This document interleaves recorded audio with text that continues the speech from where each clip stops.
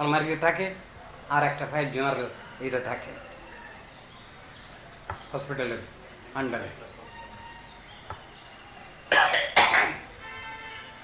আমার ফাইল আমাকে দিয়ে দিচ্ছেন, একই সব কপি সব। আমি বললাম, স্বামীজি আপনি কেমন আছেন? আমি বললাম, আমি ঠিক স্বাভাবিক নাই বলেই তো আপনার কাছে এসেছি। তো বললেন, সব তো পরীক্ষা তো সব হয়ে গেল। পরীক্ষা তো সব আমি নিজে করিনি, মেশিন করেছে। এক একটা মেশিনের দাম কোনোটা 3 লাখ 4 লাখ 5 লাখ টাকা দামের একটা মেশিনের। তা ওরা তো অভ্রান্ত করে, মেশিনই রিপোর্ট দিচ্ছে, মেশিনই অঙ্ক করছে, মেশিনই ফটোগ্রাফ করছে, সব কিছু। তা আমি তো সমস্তগুলো আলোচনা করে দেখলাম, আপনারটা ভালো করে স্পেশালি দেখলাম। আপনার তো কোনো রোগ নেই।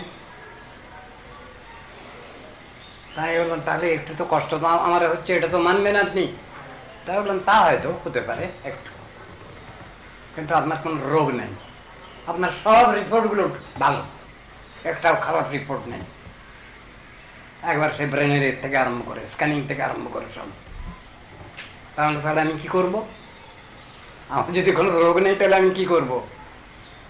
তখন উনি বললেন, আমি আপনাকে একটা কথা বলছি, আপনি সেইটুকু করুন, আপনি ঠিক থাকবেন। কি বলুন? না, আপনার তো অনেক শিষ্য, ওদের স্ট্রিক্টলি করুন, ওরা পায়ে হাত দিয়ে যেন প্রণাম না করে আপনার কোনো রোগ নেই।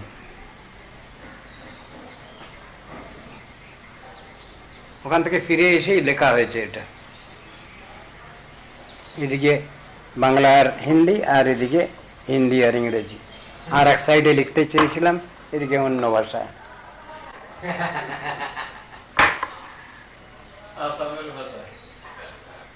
উড়িয়া এবং হ্যাঁ অসামিয়া টসামিয়া লিখতে চেয়েছিলাম, যাক সেটা লেখা হয়নি। হ্যাঁ,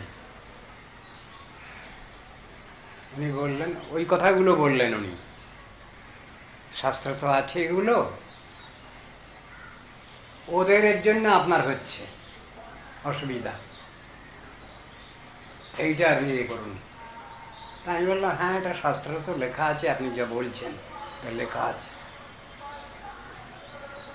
প্রভুপাদ হরিকথার মধ্যে প্রায়ই একটা কথা বলতেন, আমার গুরু মহারাজও শেষের দিকে ওইরকম বলেছেন,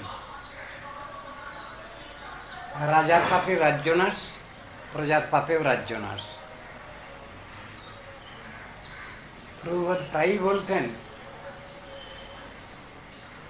সেবকগণ সব সেবাপরাধ করছে, ঘাড়ে এসে আমার পড়ছে। হরিকথার ভিতরেই বলে যাচ্ছেন প্রভুপাদ, আমার ঘাড়ে এসে পড়ে যাচ্ছে, আমি এমন অন্যায় করিনি যার জন্যে আমাকে কিছু কষ্ট ভোগ করতে হয়। প্রভুপাদ বলছে, ওর হরিকথার ভিতরে তোমরা দেখবে, সব হরিকথা তো তোমরা পড়োনি, তাহলে কি ব্যাপার? আমি দেখছি যে ছেলেগুলোরা সেবা করছে, বিভিন্ন এতে দায়িত্ব আছে, সেবাপরাধ হয়ে যাচ্ছে। এই সেবাপরাধ আমার ঘাড়েও কিছু কিছু চেপে যাচ্ছে। প্রভুপাদ বলছেন, আমার গুরুদেবকেও শেষের দিকে এরকম কথা সব বলতে শুনেছি। প্রভুপাদ চলে গেছেন কত, খুব অল্প বয়সেই গেছেন,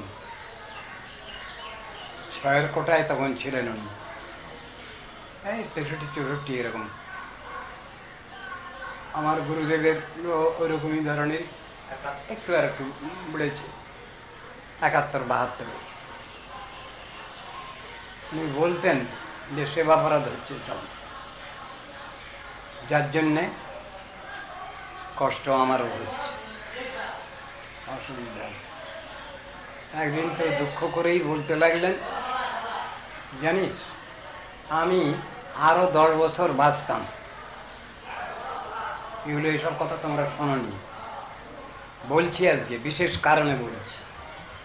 আমি আরো 10 বছর বাঁচতাম, কিন্তু আমার বাঁচতে ইচ্ছে নেই।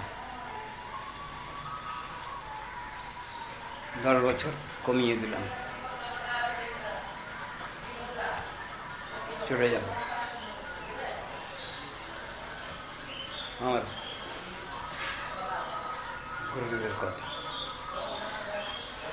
সব জিনিসের পিছনে বিচার আছে, কারণ আছে। কারণ ছাড়া কার্য হয় না, সকলেই বোঝে। সব জিনিসই আছে, কিছু করবার নেই।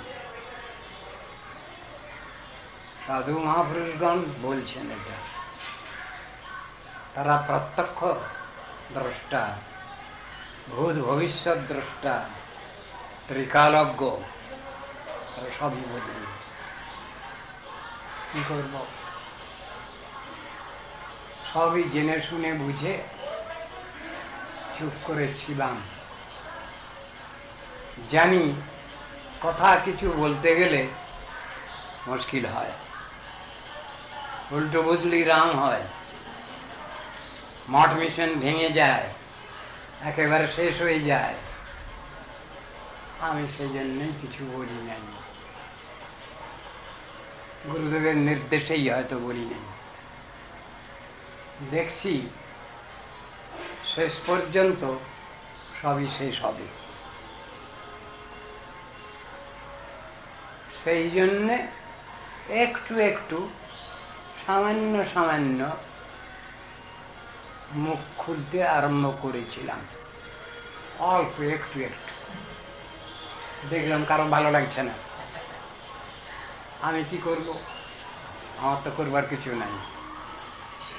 আমি যদি চুপ করে বসে থাকি, কিছুই না বলি, তাহলে আমার একটা লাইবিলিটি আছে, রেসপন্সিবিলিটি আছে, সেটা ক্ষতিগ্রস্ত হয়। সেইটা মনে করেই ওইরকম একটা ডিসিশন নিচ্ছিলাম।